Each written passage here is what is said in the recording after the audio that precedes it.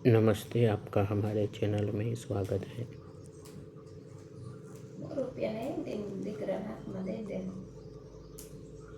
जब जुबान के साथ धीरज जुड़ जाती है तब यही जुबान विकास की सीढ़ी बन जाती है, रिश्तों में मिठास लाती है। जब जुबान के साथ धीरज न हो तो जुबान सांप बन जाती है और गुस्सा उस सांप का जहर बन जाता है। कुपथ निवारी सुपथ चलावा एक अच्छे मित्र का गुण बताया है। धैर्य या धीरज जीभ का अच्छा मित्र है। यह आवेश में आकर चाहे जैसा न बोलना सिखाता है। वह कहता है ठहरो ठहरो, जल्दी मत करो। धीरज वस्तुतः अंतर्मुखी बनाकर स्व में स्थित बना देता है। स्वयं में अच्छी तरह से स्थापित होना महान आत्मविश्वास का सूचक है। यह अपने आप अनुभव होता है। कैसे पास में आकर धन पद प्रतिष्ठा हो तो आत्मविश्वास आ जाता है अपने आप, लेकिन यह आत्मविश्वास नहीं है। यह अहंकार का विश्वास है जो बाहरी उपलब्धियों पर निर्भर है। वे न हो तो विश्वास भी छिन्न भिन्न हो जाए। आत्मविश्वास अहंकार को अच्छा लगता है, वैसे भी सब पर छाए रहने का मनोभाव उसमें प्रबलता से रहता है। आत्मा का विश्वास अहंकार के लिए दुर्लभ है। वह तो धैर्य पूर्वक स्वानुभव की गहराई में उतरने से ही सुलभ होता है। स्पष्ट है, आत्मविश्वास इच्छा का नहीं अपितु इच्छा रहित आत्मनिर्भरता का विषय है। क्या कारण है जो किसी के पास कुछ भी नहीं होता और वह बहुत बड़ी संपत्ति का स्वामी हो जाता है? अंबानी परिवार के जो मुखिया थे, जिन्होंने कारोबार शुरू किया, तब वह बात नहीं थी, पर उनमें कुछ प्रतिभा संबंधी मौलिक विशेषताएं भी थी। उन्होंने उन्हें कहाँ से कहाँ पहुँचा दिया। आत्मनिर्भरता विशिष्ट तथा मौलिक गुण है। इसमें अहंकार बिल्कुल नहीं है, मगर आत्मस्पष्टता और आत्मबल बहुत है। किसी ने कहा, लक्ष्य प्राप्ति से पूर्व लक्ष्य का स्पष्ट होना जरूरी है। कुछ लोग आत्म साक्षात्कार को लक्ष्य बनाते हैं। यह बहुत अच्छा है।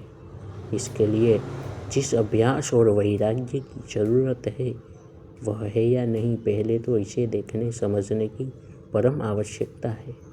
वैराग्य अभ्यास से अधिक महत्वपूर्ण है और श्री कृष्ण ने उसी को आरंभ में बड़ा सहायक बताया, अर्थात दृश्य जगत से न राग हो न द्वेष। वीत राग भी कहा जाता है। द्वेष से ज़्यादा तो राग बांधता है। राग न हो तो द्वेष भी नहीं होता। राग हो तो तत्काल द्वेष आता है। इसलिए साधक के लिए राग से मुक्त रहना जरूरी है। यह भी मुश्किल है, क्योंकि सुख की आवश्यकता महसूस होती है। उसकी पूर्ति हो तो सुख हो, सुख न हो तो दुख हो पीड़ादायी। अतः सुखद से राग अपने आप जोर पकड़ता है। यह समझ में आता है कि इस संसार में सुखद कुछ भी नहीं है, तभी राग की पकड़ ढीली होती है। दुखालयम अशाश्वतम। श्री कृष्ण कहते हैं, ईश्वर ही कहे यह दुखालय है, सुखालय नहीं है, फिर इसमें सुख क्यों खोज रहे हैं? ईश्वर वचनों को ठुकरा रहे हैं बजाय उनकी सत्यता का अनुभव करने के, तो क्या होगा?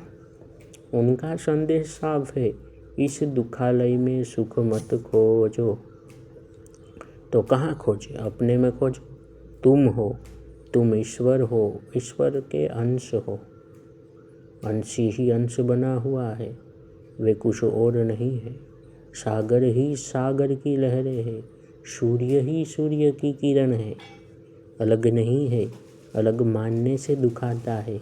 इस अलगाव का कारण है अहंकार। यह अहम बुद्धि तथा अहम वृत्ति दोनों रूप में है। अहमान्यता को छोड़ दिया जाए तो अहम वृत्ति अपने आप आत्मा से, स्व से, सेल्फ से जुड़ जाती है। यदि अहम बुद्धि बनकर रहा जाए तो फिर बहिर्मुखी तथा पर निर्भर होना अनिवार्य है। उसमें फिर शक्ति चाहिए। अहंकार शक्तिशाली होना चाहेगा तो क्या होगा? वह महत्वाकांक्षी हो जाएगा। दूसरों को पीछे छोड़कर उनसे आगे निकलने की कोशिश करेगा। दूसरे भी दूसरे हैं, कल मैं मोदी जी को सुन रहा था, वे कह रहे थे अच्छे विपक्ष की कमी है। देखा जाए तो विपक्ष को सरकार से ज़्यादा बुद्धिमान होना चाहिए, तब वह सही मार्गदर्शन दे सकता है, स्वस्थ रचनात्मक आलोचना कर सकता है। धीरज और जुबान के जुड़े होने पर बुद्धिमान और सही आलोचक बड़ा योगदान कर सकता है विकास में। उसे इस बात की फिक्र नहीं होती कि उसे सुना और माना जाएगा या नहीं। यह आत्मविश्वास चाहिए तो स्वस्थ आलोचक का बड़ा गुण होता है। आत्मविश्वास नहीं है तो धीरज अहंकार का साथ छोड़ देता है। महत्वाकांक्षा तो होती ही है, ऐसे में ईर्षा, द्वेषजन्य निंदा तथा शोरगुल से काम चलाना पड़ता है।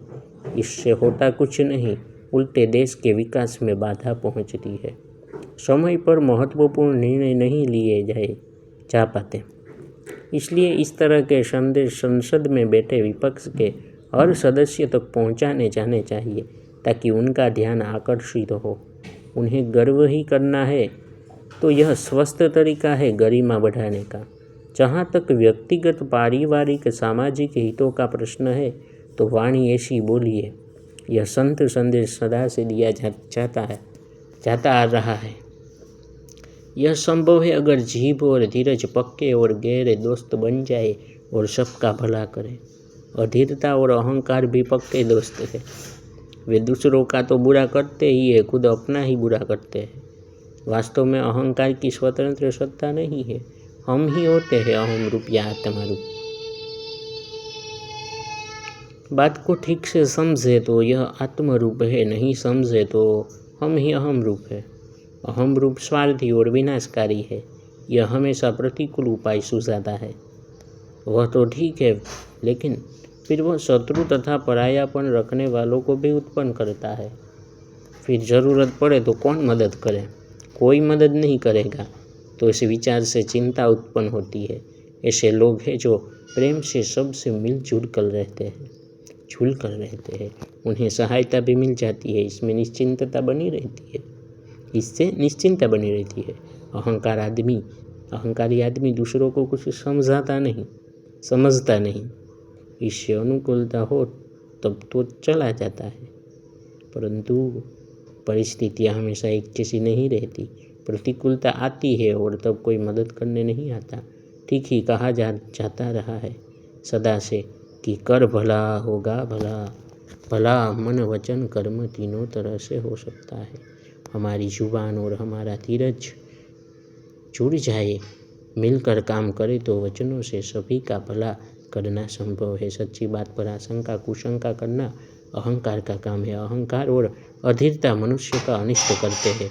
मनुष्य खुद अपना अनिष्ट करता है, क्योंकि वही होता है अहम रूप अथवा आत्मरूप। अहम रूप पर निर्भर होता है, आत्मरूप आत्मनिर्भर। उसके भीतर की गहराई उसे पूरी तरह से रचनात्मक, सकारात्मक बना देती है। सतही लोग गहरे आदमी पर हावी होने की कोशिश कर सकते हैं, परंतु सफल नहीं हो पाते। वे अंदरूनी घाव से पीड़ित होते हैं, जबकि गहरा आदमी अंदरूनी मरहम लेकर चलता है। उसकी समझ यह काम करती है, वह अपना नुकसान नहीं होने देती।